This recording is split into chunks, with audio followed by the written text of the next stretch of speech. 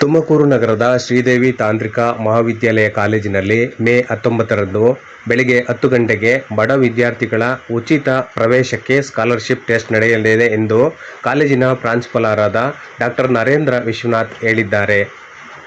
ಸುದ್ದಿಗೋಷ್ಠಿ ಉದ್ದೇಶಿಸಿ ಸಂಸ್ಥಾಪಕ ಎಂ.ಆರ್. ಹುಲಿನಾಯ್ಕರ್ ಮಾತನಾಡುತ್ತಾ, ಸ್ಕಾಲರ್ಶಿಪ್ ಟೆಸ್ಟ್ ಬರೆಯಲು ಈಗಾಗಲೇ 2,000ಕ್ಕೂ ಅಧಿಕ ವಿದ್ಯಾರ್ಥಿಗಳು ನೋಂದಣಿ ಮಾಡಿಸಿಕೊಂಡಿದ್ದಾರೆ. 1,200ಕ್ಕೂ ಅಧಿಕ ವಿದ್ಯಾರ್ಥಿಗಳು ಪರೀಕ್ಷೆಗೆ ಹಾಜರಾಗುವ ನಿರೀಕ್ಷೆ ಇದೆ ಎಂದು ಹೇಳಿದ್ದಾರೆ. ಪರೀಕ್ಷೆಯಲ್ಲಿ ಮೊದಲ 10 ರ್ಯಾಂಕ್ ವಿಜೇತರಿಗೆ ನಮ್ಮ ಶ್ರೀದೇವಿ ಚಾರಿಟಬಲ್ ಟ್ರಸ್ಟ್ ವತಿಯಿಂದ ಉಚಿತ ಪ್ರವೇಶಾತಿ 4 ಲಕ್ಷ ರು ವಿದ್ಯಾಭ್ಯಾಸದ ಖರ್ಚು ಭರಿಸಲಾಗುತ್ತದೆ ಎನ್ನಲಾಗಿದೆ. ನಂತರದ 30 ರ್ಯಾಂಕ್ ವಿಜೇತರಿಗೆ 3 ಲಕ್ಷ ರು ನೆರವು ನೀಡಲಾಗುವುದು ಎಂದು ತಿಳಿಸಿದ್ದಾರೆ. ಪರೀಕ್ಷೆಯ ಹಾಜರಾತಿಯಾದ ಉಳಿದವರಿಗೂ ಸಹ ಶುಲ್ಕದಲ್ಲಿ ರಿಯಾಯಿತಿ ನೀಡಲಾಗುವುದು ಎಂದಿದ್ದಾರೆ. ಪತ್ರಿಕಾಗೋಷ್ಠಿಯಲ್ಲಿ ಟ್ರಸ್ಟ್ ಅಧ್ಯಕ್ಷರಾದ ಎಂ.ಆರ್. ಹುಲಿನಾಯ್ಕರ್, ಮಾನವ ಸಂಪನ್ಮೂಲ ಮತ್ತು ಮಾಹಿತಿ ತಂತ್ರಜ್ಞಾನ ನಿರ್ದೇಶಕರಾದ ಎಂ.ಎಸ್. ಪಾಟೀಲ್, ಪ್ರಾಂಶುಪಾಲರಾದ ನರೇಂದ್ರ ವಿಶ್ವನಾಥ್, ಡಾಕ್ಟರ್ ಸಿ. ನಾಗರಾಜು ಮತ್ತಿತರ ಕಾಲೇಜಿನ ಸಿಬ್ಬಂದಿ ಉಪಸ್ಥಿತರಿದ್ದರು.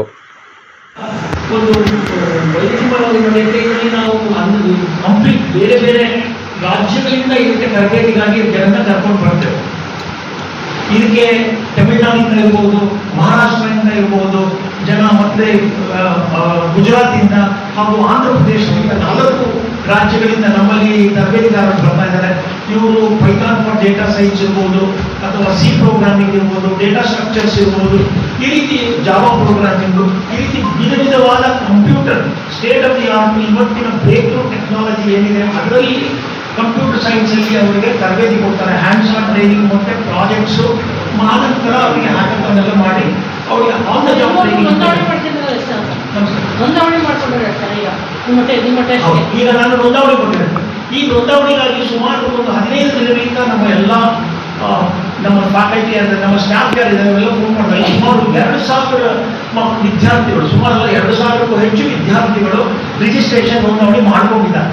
ಆ ನಂತರದಲ್ಲಿ 2,000 ಮಕ್ಕಳನ್ನು ಮತ್ತೆ ನಾವು ಕಾಂಟ್ಯಾಕ್ಟ್ ಮಾಡಿ ಟೆಸ್ಟ್ ಬಗ್ಗೆ ಎಲ್ಲ ಹೇಳಿದಾಗ ಸುಮಾರು 1,200 ಜನ ಕನ್ಫರ್ಮ್ ಮಾಡಿದ್ದಾರೆ. ನಾಳೆ 19ನೇ ತಾರೀಕು ಭಾನುವಾರ ಟೆಸ್ಟ್ ಬರೀಲಿಕ್ಕೆ 1,200 ವಿದ್ಯಾರ್ಥಿಗಳನ್ನು ನಾವು ಎಕ್ಸ್ಪೆಕ್ಟ್ ಮಾಡ್ತಾ ಇದ್ದೀವಿ. 1,200 students are expected to write the test, which is going to be a large number. 2,000 ವಿದ್ಯಾರ್ಥಿಗಳು ರಿಜಿಸ್ಟ್ರೇಷನ್ ಮಾಡಿದ್ದಾರೆ. ಇವರೆಲ್ಲರೂ ಫಿಸಿಕ್ಸ್, ಕೆಮಿಸ್ಟ್ರಿ, ಮ್ಯಾಥಮೆಟಿಕ್ಸ್ ಅಲ್ಲಿ ಮಿನಿಮಮ್ 45% ಜಾಸ್ತಿ ಇದ್ದಾರೆ. ಅಂದರೆ ಇಂಥ ವಿದ್ಯಾರ್ಥಿಗಳನ್ನ ನಾವು ಸೆಲೆಕ್ಟ್ ಮಾಡ್ಕೊಂಡಿದ್ದೀವಿ. 1,200ಕ್ಕೂ ಹೆಚ್ಚು ವಿದ್ಯಾರ್ಥಿಗಳು ಟೆಸ್ಟ್ ಮಾಡಿದ್ದಾರೆ. ಈ ಟೆಸ್ಟ್ ವೆನ್ಯೂ ಬಂದು PVT ಕಾಲೇಜಿನಲ್ಲಿ ಎಲ್ಲ ಕಡೆ ನಡೀತಾ ಇದೆ. ಇದು 1 ಗಂಟೆ ಟೆಸ್ಟ್. ಇದರಲ್ಲಿ ಚೇರ್ಮನ್ ಸರ್ ಆಗಲೇ ಹೇಳಿದಂಗೆ ಫಿಸಿಕ್ಸ್, ಕೆಮಿಸ್ಟ್ರಿ, ಮ್ಯಾಥಮೆಟಿಕ್ಸ್ ಮತ್ತು ಇಂಗ್ಲೀಷ್ 4 ವಿಭಾಗದಲ್ಲಿ ಟೆಸ್ಟ್ ಕಂಡಕ್ಟ್ ಮಾಡ್ತಾರೆ. ಅದರಲ್ಲಿ ಯಾರು ಉತ್ತೀರ್ಣರಾಗ್ತಾರೆ ತಕ್ಷಣ ಅವತ್ತು ಆನ್ ದ ಸ್ಪಾಟ್ 10 ಜನನ ಡಿಕ್ಲೇರ್ ಮಾಡ್ತೇವೆ. ಉಳಿದ 10 ರ್ಯಾಂಕ್ಗೆ ಸರ್ಟಿಫಿಕೇಟ್ಸ್ ಕೊಟ್ಟು ಅವರು 20 ಜನ. ಆನಂತರ ಅವತ್ತೇ ನೋಂದಣಿ ಮಾಡ್ಕೊಳ್ಳೋರಿಗೆ, ಅವತ್ತೇ ನಾವು ಅಡ್ಮಿಷನ್ ಮಾಡ್ಕೊಡ್ತೀವಿ. ನಮ್ಮ ಮಕ್ಕಳಿಗೆ ಭಾಳ ಚೆನ್ನಾಗಿದೆ ಅನ್ನೋರಿಗೆ ನಾವು ಅವತ್ತು ನಮ್ಮ ಮ್ಯಾನೇಜ್ಮೆಂಟ್ ಅಡ್ಮಿಷನಲ್ಲಿ ಏನಿದೆ ಅದರಲ್ಲಿ ರಿಯಾಯಿತಿ ಇದೆ, ಅಂದರೆ ಸ್ಕಾಲರ್ಶಿಪ್ಪು ಕೊಟ್ಟು ಅಡ್ಮಿಷನ್ ಮಾಡ್ಕೊಡ್ತೇವೆ. ಕೆಲವೊಮ್ಮೆ ಮಕ್ಕಳು ಈ ಸ್ಕಾಲರ್ಶಿಪ್ ಟೆಸ್ಟ್ ಬಂದು ಯಾವ ರೀತಿ ಅಡ್ಮಿಷನ್ ಆಗುತ್ತೆ ಅಂದರೆ ನಾವು CET ಕಾಂಪಿಟೇಟಿವ್ ಕಡಿಮೆ ಫೀಸಲ್ಲಿ ಅವ್ರಿಗೆ ಅಡ್ಮಿಷನ್ ಸಿಗುತ್ತೆ. ಯಾಕೆಂದರೆ ನಮ್ಮ ಸ್ಕಾಲರ್ಶಿಪ್ ಅಷ್ಟು ಸಿಗುತ್ತೆ ಅವ್ರಿಗೆ.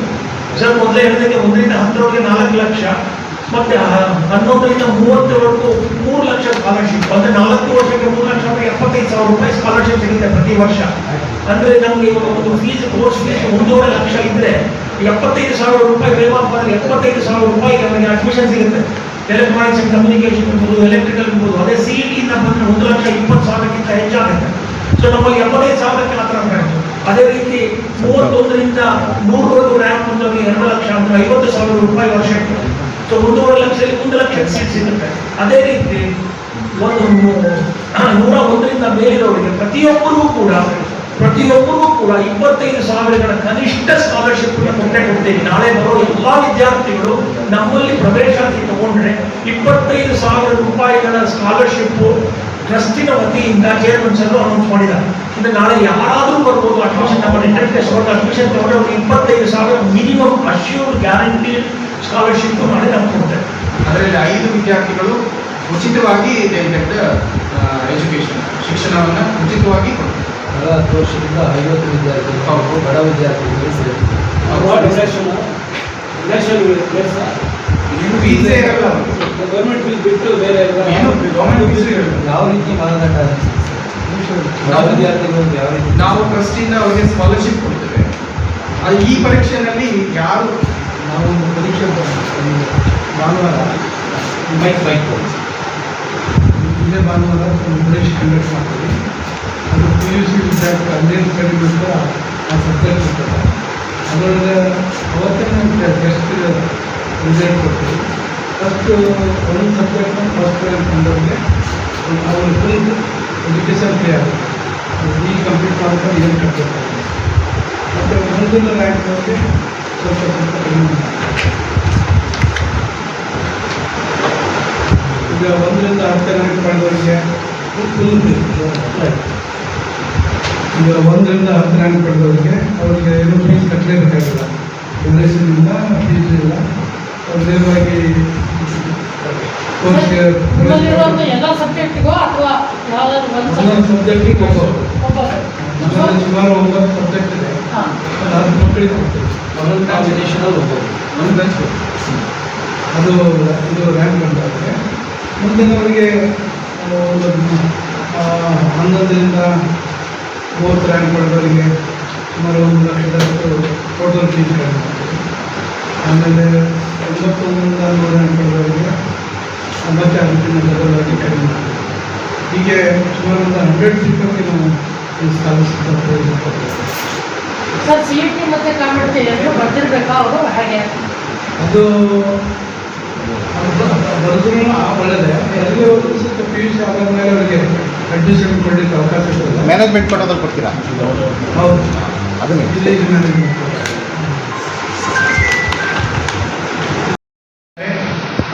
ಹಳೆ ವಿದ್ಯಾರ್ಥಿಗಳು ವೈಸ್ ಪ್ರೆಸಿಡೆಂಟು, CEO, ಕೇಡರಲ್ಲಿ ಈಗ ತಮ್ಮ ಸೇವೆಯನ್ನು ವಿವಿಧ MNCಗಳಲ್ಲಿ ಸಲ್ಲಿಸ್ತಾ ಇದ್ದಾರೆ.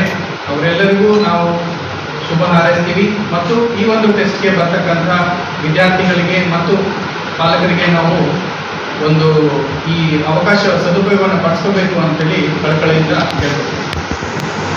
ಈ ವರ್ಷದಿಂದ ನಾವು ಮಾಸ್ಟರ್ ಆಫ್ ಕಂಪ್ಯೂಟರ್ ಅಪ್ಲಿಕೇಶನ್ಸ್ ಅನ್ನೋ ಒಂದು ಪ್ರೋಗ್ರಾಮ್ನ ಕೂಡ ನಾವು ಪ್ರಾರಂಭ ಮಾಡ್ತಾ ಇದ್ದೇವೆ. ಅಂದರೆ ಈ ವರ್ಷದಲ್ಲಿ 3 ಹೊಸ programme, 2 undergraduate, 1 postgraduate master of computer application ಕೂಡ ನಾವು ಈ ವರ್ಷದಿಂದ ಶೈಕ್ಷಣಿಕ ವರ್ಷ 24-25ರಿಂದ MCA ಪ್ರೋಗ್ರಾಮ್ ಕೂಡ ಸ್ಟಾರ್ಟ್ ಆಗ್ತದೆ. ಆದ್ದರಿಂದ ಡಾಕ್ಟರ್ ಸರ್, ಈಗ ನಿಮ್ಮ ಚಾರಿಟೇಬಲ್ ಬೇರೆ ಏನಾದರೂ ಇದೆಯಾ ಸರ್? ಇದಾದಮೇಲೆ ಇಂಜಿನಿಯರಿಂಗ್ ಅಲ್ಲದೆ ನಿಮ್ಮಲ್ಲಿ ತುಂಬ ಶಿಕ್ಷಣ ಸಂಸ್ಥೆಗಳಿದ್ದಾವೆ. 1ನೇ ಕ್ಲಾಸಿಂದ ಅಪ್ ಟು MBBS ವರೆಗೂ ಇದೆ. ಬೇರೆ ಈ ತಳಮಟ್ಟದಲ್ಲಿ ಪ್ರಾಥಮಿಕ ಶಿಕ್ಷಣ, ಪ್ರೌಢ ಶಿಕ್ಷಣ ಆ ಥರದಕ್ಕೆ ಏನಾದರೂ ಈ ಥರದ ಒಂದು ವ್ಯವಸ್ಥೆ ಏನಾದ್ರು ಇದೆಯಾ? ಸಹಾಯ ಆಗುವಂಥದ್ದು. ಇದು ಮುಗಿದ ಇನ್ನೊಂದು ಮೆಡಿಕಲ್ ಸೇರಿ ಪ್ಯಾರಾಮೆಡಿಕಲ್ ಮಾತಾಡ್ತಾರೆ. ಇದು ಮುಗಿದಿಲ್ಲ, ಅದು ಇದೇ ಥರ ಅವರು ಎಕ್ಸ್ಪ್ಲೇನ್ ಮಾಡ್ತಾರೆ.